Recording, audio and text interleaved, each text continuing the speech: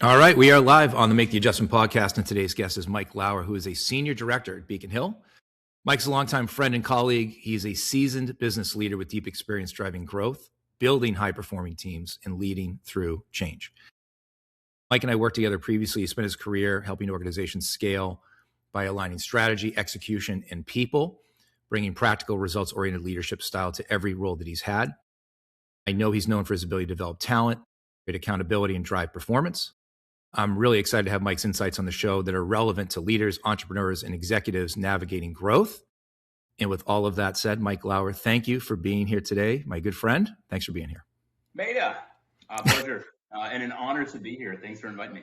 No, man, it's great. So it's, again, many previous podcast guests have been previous colleagues of mine, and you and I worked together 10, 15 years or so at the Stod and previously Sapphire Technology. So, because I've known you so long, one of the first questions I ask almost every guest around the Make the Adjustment philosophy is, I want you to think back over your career. I want you to think back of, who you were as a leader when you first started in a leadership role and who you are today.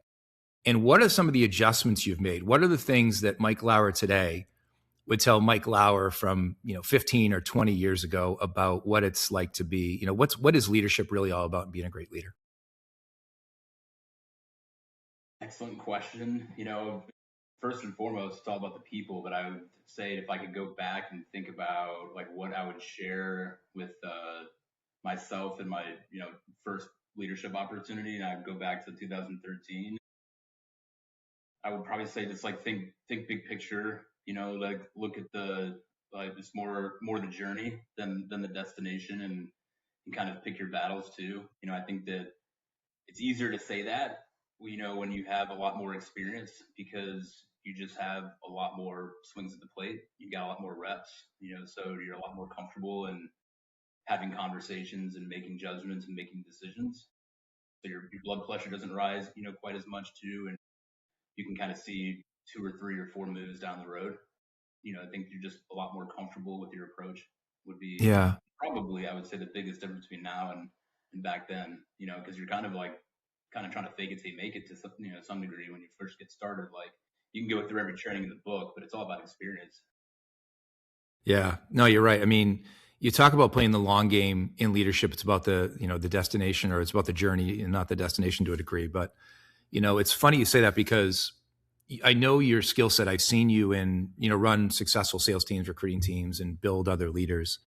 And we talk about relationships, especially in the professional staffing and solutions industry, which you've worked in for a long time. And it is something you think back, like you talk about imposter syndrome to a degree. When you're younger, you get a role and you're like, and you're a hard charger, but you have to balance the fact that you have to get work done today, but ultimately it is about the next 5 years, 10 years, 15 years. And, so talk to me about pick your battles. You say this. So everybody experiences workplace conflict at some level. It could be with a colleague, their boss. It could be with somebody in a different division, something like that. When you say pick your battles, what are some lessons you've learned about when to pick the battle, how to pick the battle, how to successfully navigate conflict if you're not seeing eye to eye with a peer, colleague, boss, et cetera? I think some of your insights on that could be interesting.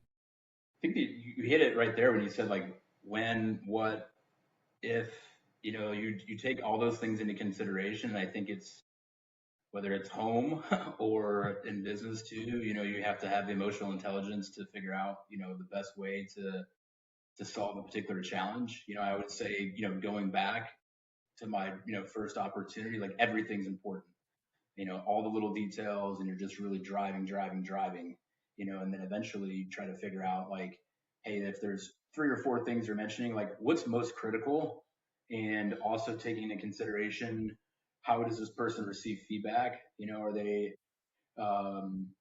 is it an easier conversation, or are they challenged, some degree with, receiving feedback? And if so, then, I really want to focus on like what I consider to be like most critical and most important, and then I can potentially get to more ancillary things, down the road. It's also what state of mind is that person in at that time?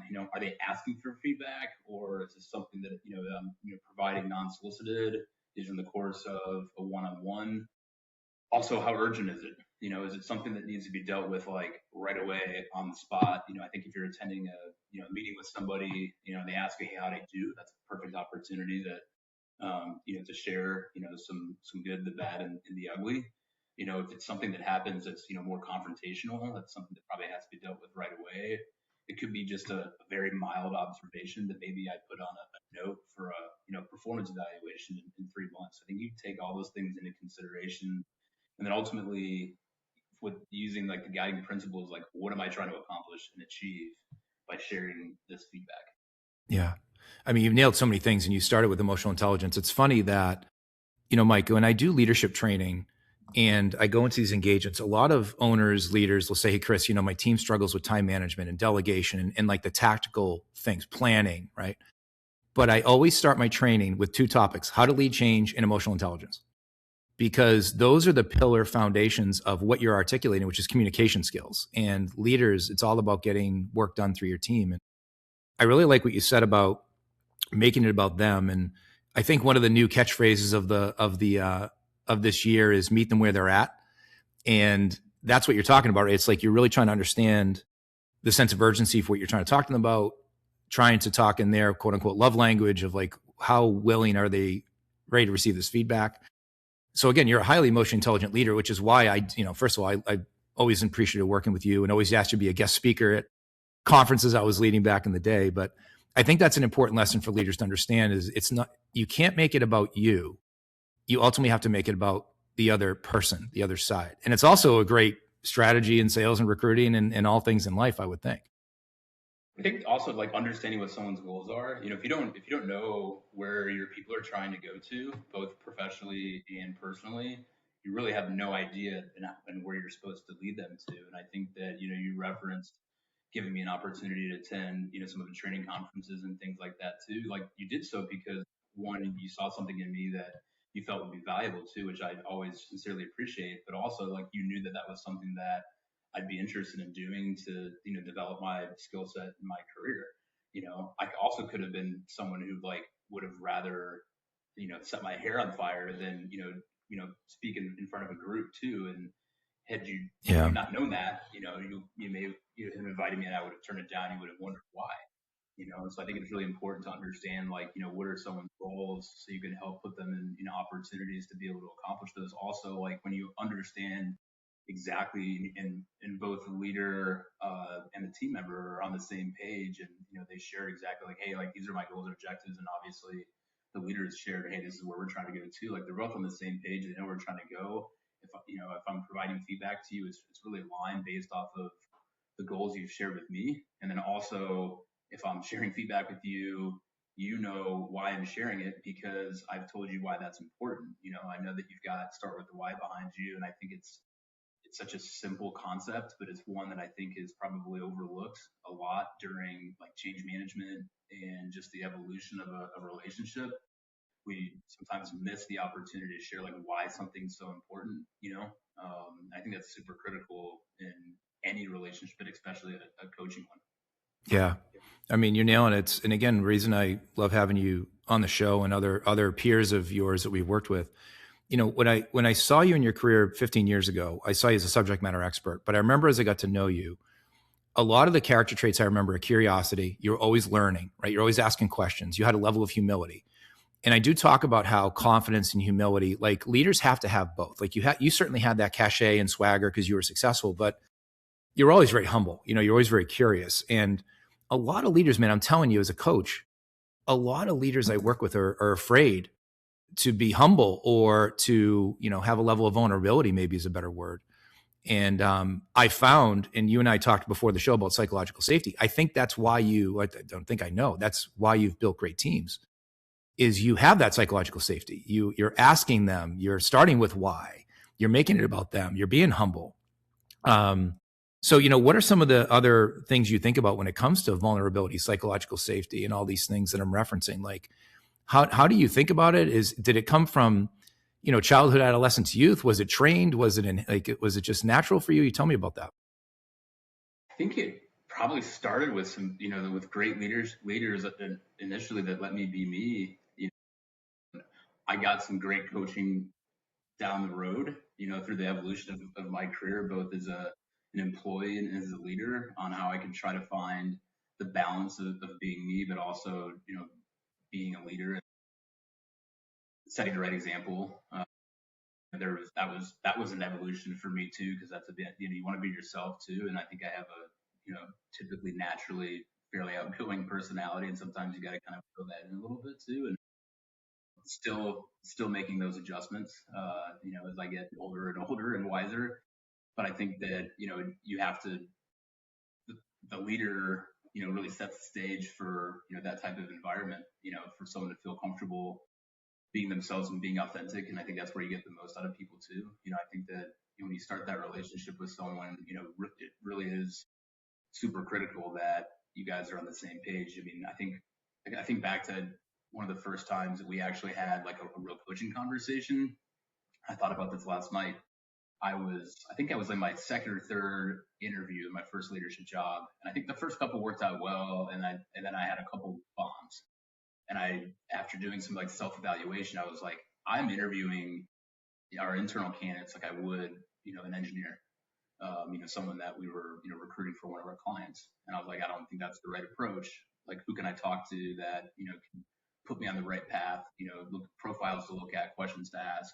And you're the first person I thought of.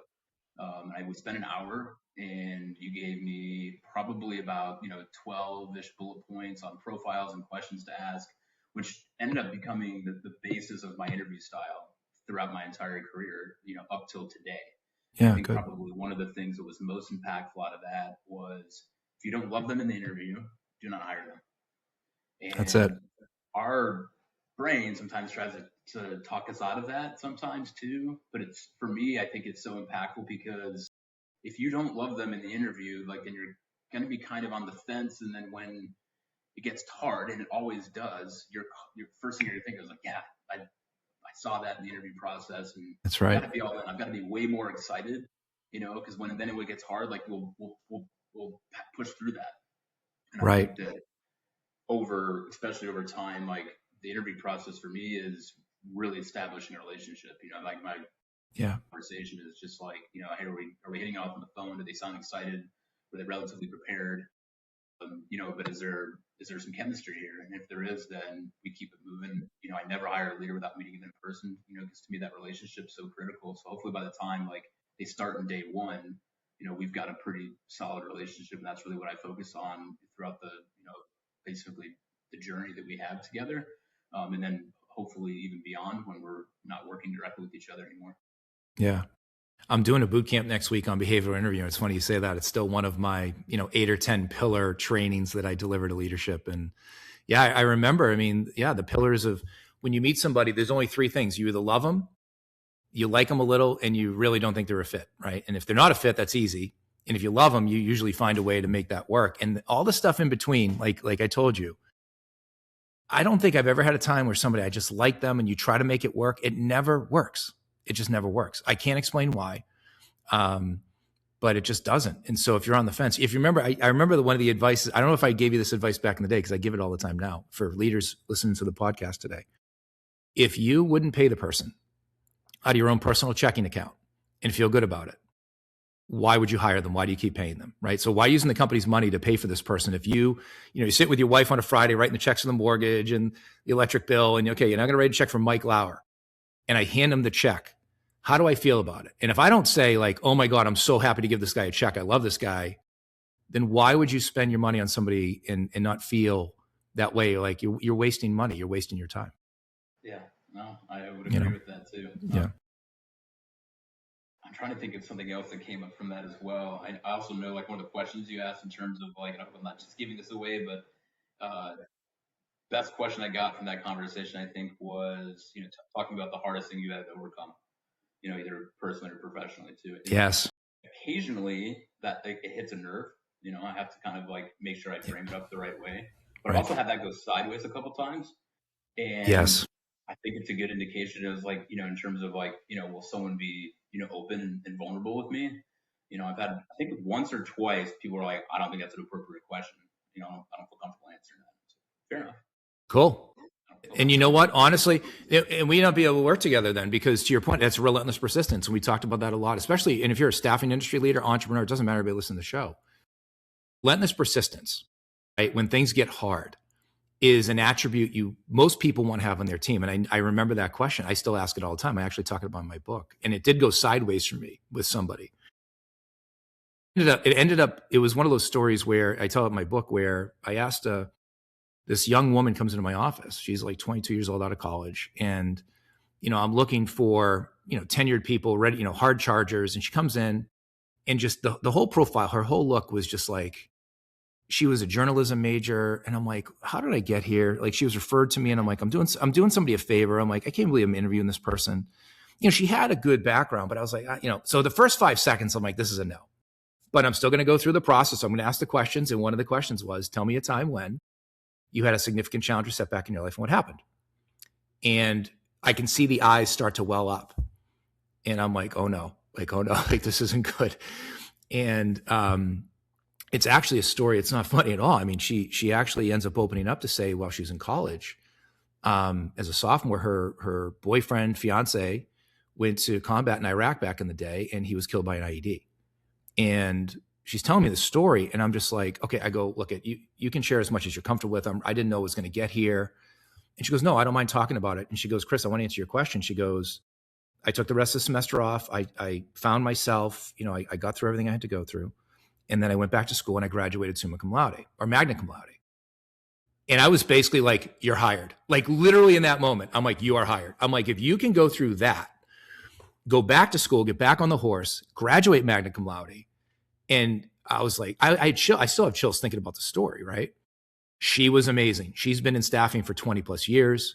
She's one of the top people in the industry. And I remember interviewing her who had no experience, no relevancy to recruiting and staffing, right? And I'm like thinking to myself, this isn't a fit. But that one question alone told me everything I needed to know, you know?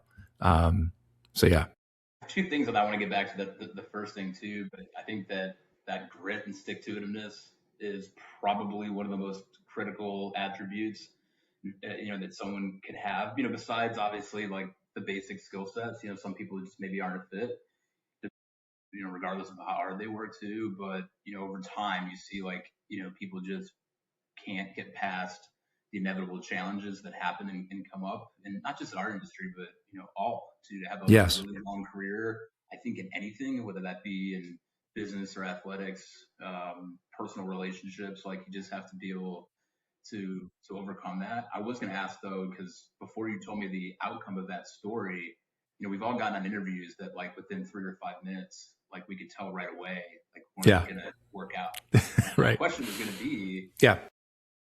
is it, hey, you go through the process out of respect, for the individual, or is it more respectful if you just say, hey, like I'm not seeing a fit here. I Yes. don't want to waste any more of your time. But I think you Yeah. already answered my question, because even if you're not feeling it in the first 5 minutes or so, still give it an opportunity, because something can come up in conversation that completely changes Correct. your opinion or approach. And so thank you. Yeah, man. If I have an hour schedule with somebody in person, you do the back and forth 5-10 minutes. And then I usually say, hey, Mike, I ask 5 or 6 questions, the same questions everybody interview, blah, blah, blah. And I get to that point. Now, halfway through that, if it's a train wreck, I might just be like, hey, Mike, based on, I might spend a half an hour with that person, say, Mike, you know what? The last thing I want to do, I just don't think it's going to be a fit, and somehow I would politely be like, I just don't know if it's going to work. But I might say, there could be other roles in the company for you. I can introduce you to other leaders, but for me, whatever. So, because I don't want to waste my time. I don't want to waste their time. But I do get into my behavioral questions because I do want to see what's going to happen, Yeah. That's funny. Cool, man. You talked about books. I got books behind me. What are,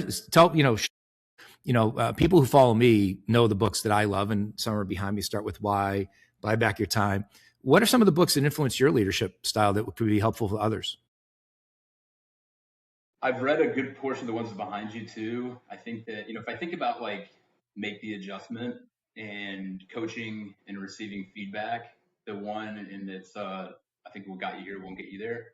And great book. I don't remember every single word out of it too, but I think the thing that resonated with me the most that I've been able to apply to both my coaching career and also as an employee, but also as a parent, and I've shared this with both my kids who are students and athletes. What is the best way to receive feedback, whether it was solicited or unsolicited, or whether it's positive or negative, is just simply looking the person in the eye and say thank you for the feedback.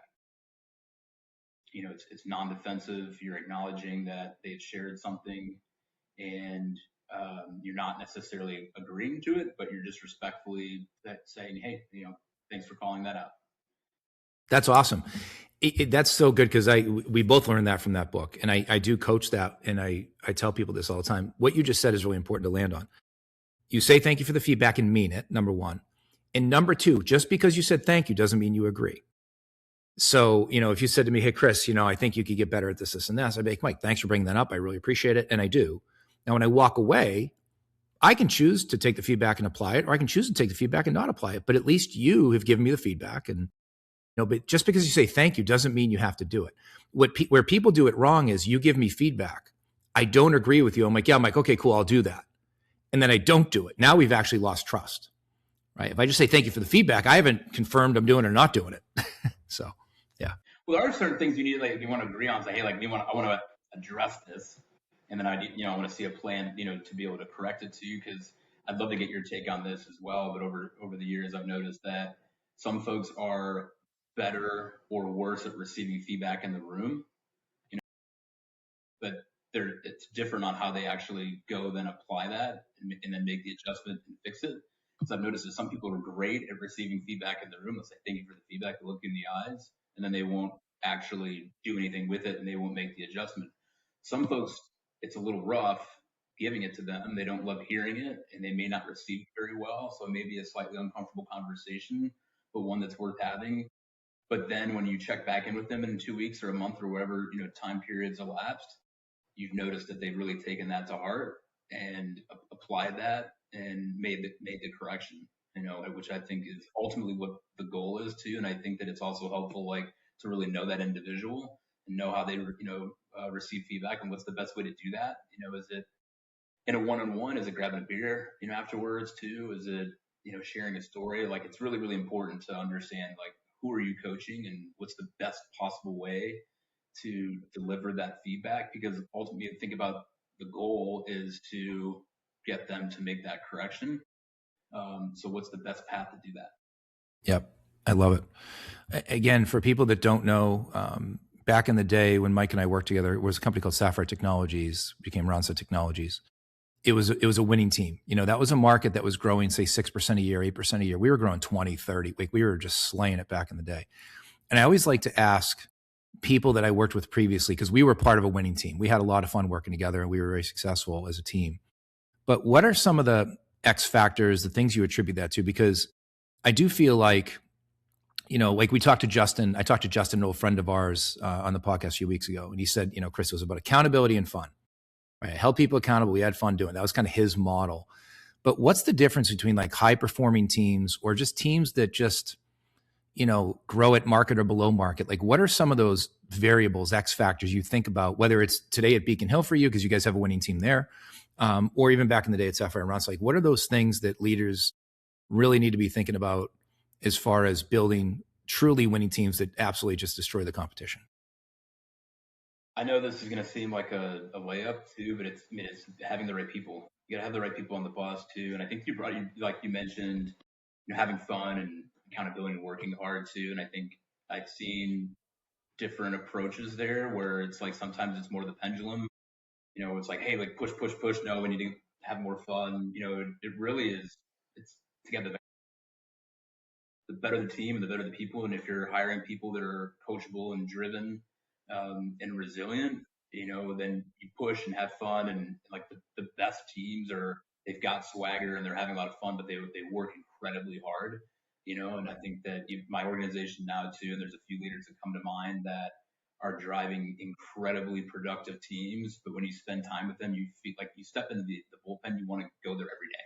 It's so fun. The Yeah. vibe is high. Everyone's Right. like, very supportive of one another. There's no drama, but Right. everyone's on the phones. Everyone's on the road. They're working hard too, and they're celebrating those victories. You can have those teams that they have a lot of fun, but they're not accomplishing a lot. Right. And then you also have some teams that are incredibly highly productive, but the culture is challenging. And over time, it's going to be hard to kind of keep those people on the bus. That's awesome. So let's reference that. Good to great. That one's behind me too, somewhere behind my giant back and neck there. You say get the right people on the bus. I love that. I want to lean into that some more. When we have the right people on the bus, it's easy, right? So, when we work together, I'm like, hey, dude, like we're spending extra time together inside of work, outside of work. We're having fun. We're moving the needle in the business.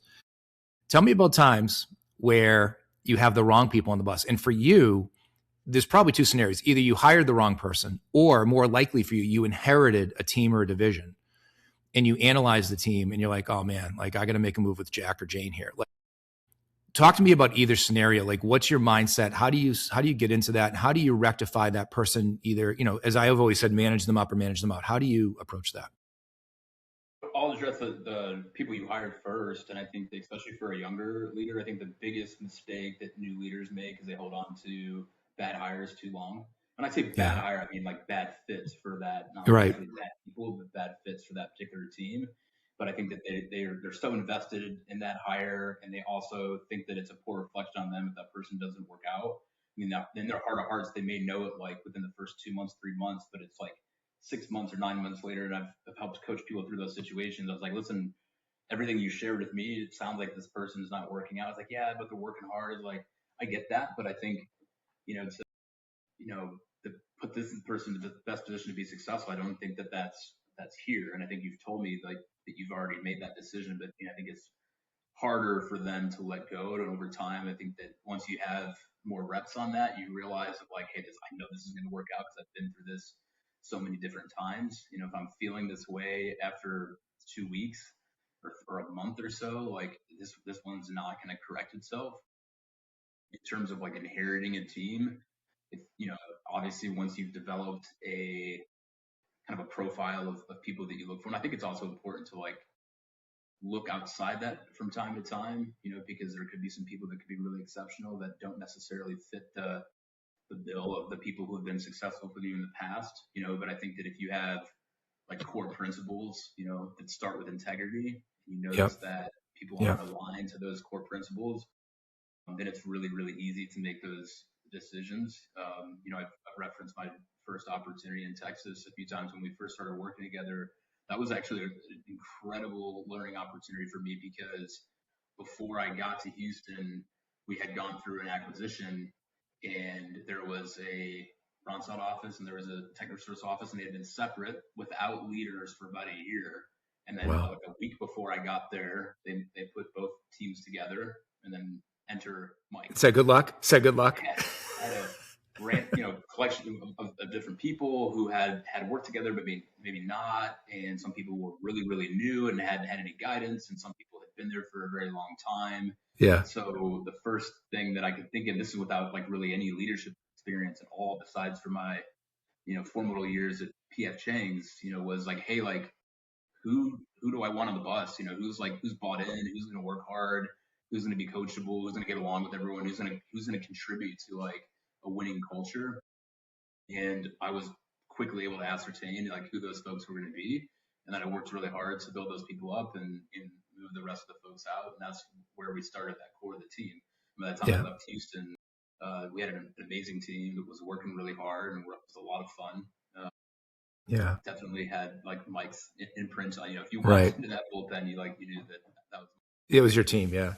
Well, you're referencing. So I'm going to talk about an old boss of both of ours, Bob Dickey. So you're referencing a Maderism concept that I learned from Bob, which is you're better off with nobody than the wrong person. And so this is 1996 or seven. I'm really dating myself, but we had a team of 8 people back in the day. And Bob had one of those Black Fridays where, I left for the day and I came back on Monday and half the team was gone, right? Like he fired 4 people out of the 8. And I remember pulling in the conference room and I'm like, Bob, what happened? He's like, yeah, these people aren't part of the team, Chris. They're not going to help us. I'm like, and I'm looking at my other 4 colleagues like, dude, there's half the team. And he goes, we're not changing the revenue target. We are going to hit the target this year without these people. And I'm like, this guy is insane. Like he's crazy. Like, I don't know how it's going to happen. And you already know the end of the story. We crushed the goal. And the lesson learned was when you have the wrong people on the bus, they slow down the entire bus. Number one, that's number one. But number two, when you eradicate them, the other good people, the A players, the B plus players, pick up the ball and do more and actually make the team more effective. So yeah, there's so much to be said, Mike, when you talk about getting the right people on the bus and the wrong people off, which is why I want to talk to you about how you navigate the conversation. I also want to highlight the fact you said core principles. So in my leadership practice, I talk a lot about this. Like whatever your core values are, the ones on the website, on the wall, I always say, do you interview for these? Do you manage people for these? Is it in your performance review? Like we talk about integrity. Okay, well, then if somebody does something that lacks integrity, how are you managing that? Because you can't allow that if that's one of them, right? It depends what your core values and principles are, but you have to manage to that stuff. You can't just say, well, that's okay if they, steal business from another rep or what have you. It's unacceptable. You have to manage to it. I would say whatever success I've had as a leader, I owe it to the really incredible leaders that I've had an opportunity to work for and with. And I would probably say that the most impactful in terms of building a team and where I got like those really guiding principles from was from Walker Fenchy, who Yeah. Yeah. ultimately became my leader in Texas too. And Walker had been a partner at a smaller firm that got purchased by, I think, Sirion or Texas Force, and eventually, by Ronsod. So by the time we had been working together, I think it was like 5 years post, acquisition. I think it was of Resulte. And if you look at his team, I think his team was still like 80% of the folks that had, originally joined Resulte and had Right. gone through those different acquisitions, which, as you very well know, like is really, really hard. And over time, you like typically lose some people because the company that you recruited them for is not necessarily the company that it is today. There's different business processes and comp plans and things like that. But Walker's team was still there. And a lot of the things that I learned about like building a team, and when I said like looking like big picture and picking your battles, like I got that from Walker, because Yeah. he's like, I He's want people to great. be here for 5, 10, 15 years. That's how you build winning teams. Yeah. You obviously Yeah. have to have the right people there for 5, 10, 15 years too. But it Right. really helped me take a step back and think about like how we were managing people on a day to day. Walker would use this term browbeating.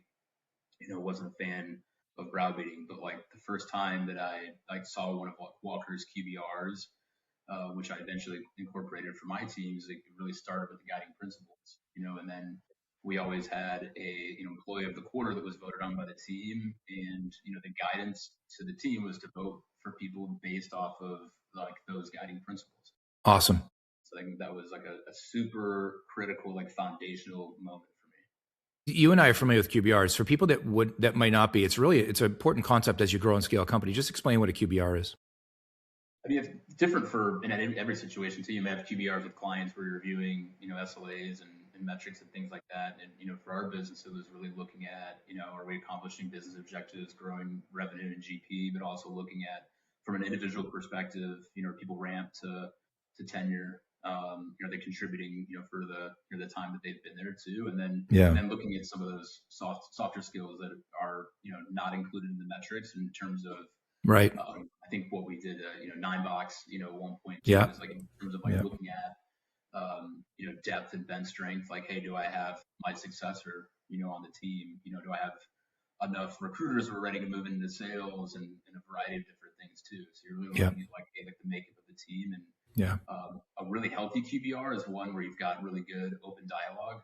Right. There's some psychological safety in the room and people are listening because I've seen decisions made in those QBRs where maybe somebody was struggling, but get some insights from some of their peers, is able to share some stories and give them maybe some tips of how to get that person, back up and running, or vice versa. Maybe there's someone had a blind spot and they didn't realize that one of the reasons why their team was struggling was because, they had that one person on the team that, on the surface looked like they had potential and were kind of contributing to the team, but ultimately were really dragging them down.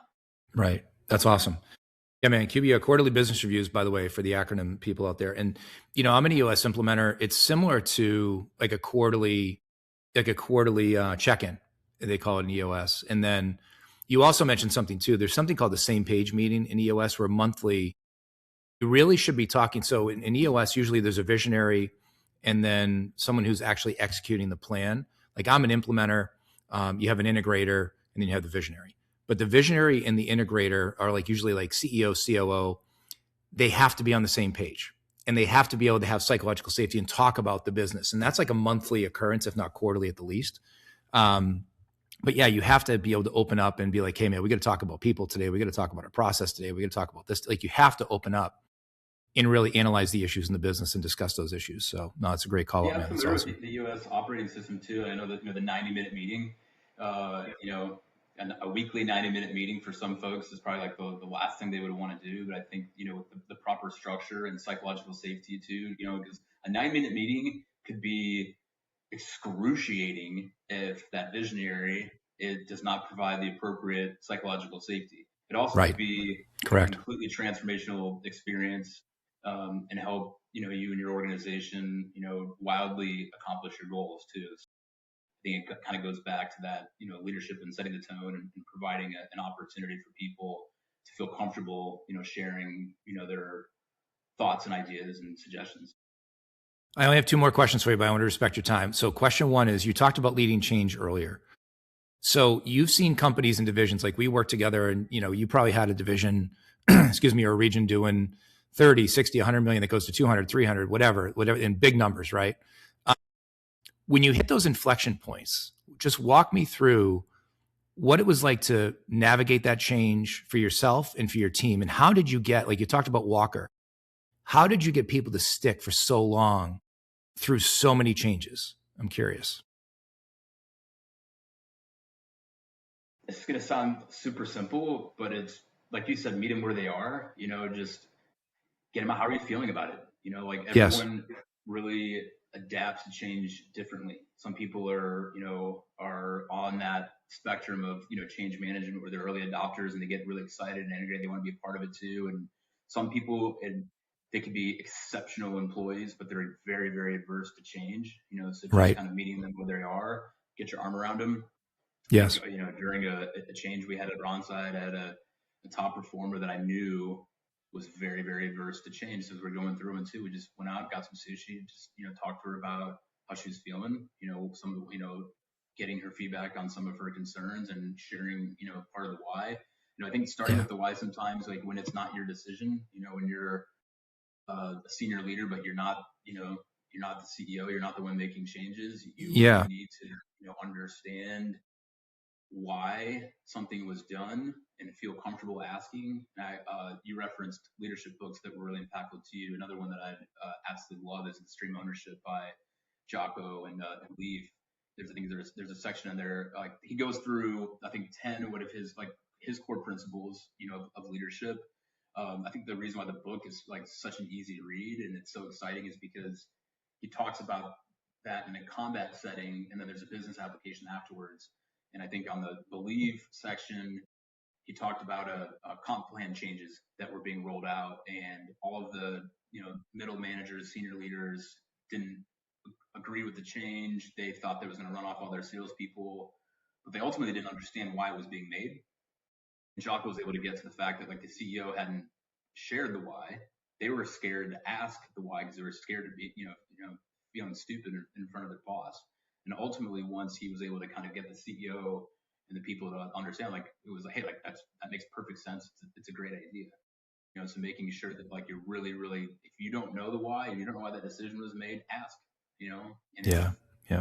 you're too afraid to ask, well, like and then ask yourself if you're in the right place. You know, That's if you cool. truly Yeah. don't feel comfortable, you know, asking those questions, so you can deliver the best possible message and ultimately deliver the best results to your team, then maybe you're not in the right place. Yeah. Love Extreme Ownership. Love Jocko. That's good stuff. All right. So last question. So I have a coach. I hired Dan Martell. So even coaches need coaches. And Dan Martell has a phrase. It's what's caught, not taught. So, you know, I always like to end the show with, you know, things that we talked about in the leadership trainings we went through together. What are some of the concepts that were caught that I might have said? Because I'm always curious of all the trainings that I do and the mentoring and coaching that I do. I'm always curious. Like you mentioned, like interviewing, like that was caught. That was something that you caught. Is there anything else that you think about? I'm just curious. This is a loaded question because it can go anywhere. From a catch line perspective, it's always been hope is not a strategy for me in leadership too. Like I That's so caught true. that, I think in kind of Yeah. QBR sometimes. It was also one of the times I think that it was like one of that first QBRs you joined. I was like, I think it was like you were like the first truly engaging public, and I was very early in my career, but it was like the first truly engaging public speaker. I kind of put that on my list. I was like, this is someone I want to spend more time with because like I was locked in right away. Yeah. So I would say like hope is not a great. strategy too, but I think from a concept perspective, I think the locus of control has always been really meaningful to me too, especially in our industry, you know, and I think that like personal accountability is so huge to me. And when you have people who are not aligned to that, it's a challenge to me too. And that's kind of like one of my non-negotiables. Yeah. You know, so like awesome. truly owning your outcome and owning your own personal journey, I think is really, really important too. So like that concept is probably something that caught for me. Cool. Awesome. I could go on and on for. Thanks, buddy. Yeah. Got a couple more volumes, then we can hit up at a later time. But I would say those are the two things that are top of mind. That's awesome, man. No, I do remember talking about this because when I observe young leaders, which I was a young leader a long time ago, and I did this stuff, and somebody taught me this. I would sit in a board meeting, a quarterly business review, and I hear there's two things I hear: I hope or I think. And so I'll hear leaders like, "Well, I hope this works." I'll be like, "Yeah, hope's not a strategy, right?" That was me. But you also hear the "I think," which is, "Well, I think we should do this, and I think we should do that." And if you say "I think," it means you don't know. And so what I'd rather have you say is, "Hey, Chris, that's a great question. I don't know the answer to that. Can I buy a week and look into it with my team and I'll get back to you?" Like, that's a better answer than I think I'll do this and I think I'll do that. Because that is also another mistake that I think young leaders do make is I think this will work. It's like, no, like you really need to vet that out before you go execute. Remember the old, was it 5% strategy, 95% execution, right? Make sure you have the right strategy, right? You remember that one. We can spend more time talking about this too. I know we got to wrap up soon, but your ability as a leader to say, I don't know. But even more critical, and I got this actually from, I don't know, I'm sure you read Belichick's recent book too, but I effed that up, and he said, if, a leader should say that at least once a day. Or at least pretty regularly too, to make people feel comfortable that, like, hey, you're going to mess up too. And I don't have all the answers and, I don't know. Because I think when you pretend to know something that you don't, you lose trust and you lose the opportunity to learn. So sharing spot on, man. I have no idea, but I can get to the answer though. Spot on, man. Listen, I can't thank you enough, but there's so much gold in this. I'm so excited for people to hear. Again, you're an amazing leader, an amazing guy, amazing dad. Just somebody I respect, admire, been friends a long time. So I appreciate you doing this. Where can people find you? So for people that are looking for, I know Mike's in the Chicagoland area, but he manages business around the country. Where can people find you on social media if they want to connect with you? Because one of my barometers is would I work for this person? And even though I'm 12 years older than you, and we might look like the same age on the podcast. I'm just kidding. But I'm 12 years. I would work for you in a second, dude. You're just a great guy, a great leader. But where can people find you? I think LinkedIn's the best spot too. Okay. Awesome, buddy. You hiring? You guys looking right now? What are you looking for? Man. Do some advertising. Great people too. Yeah. Good, man. Well, you work for a great company. You're a great guy. Mike Lauer, Senior Director, Beacon Hill. I can't thank you enough for being on the podcast this week. And stay tuned for some future episodes with some more amazing leaders like Mike. Thanks, team. Appreciate you having being here, Mike. Thank you, buddy.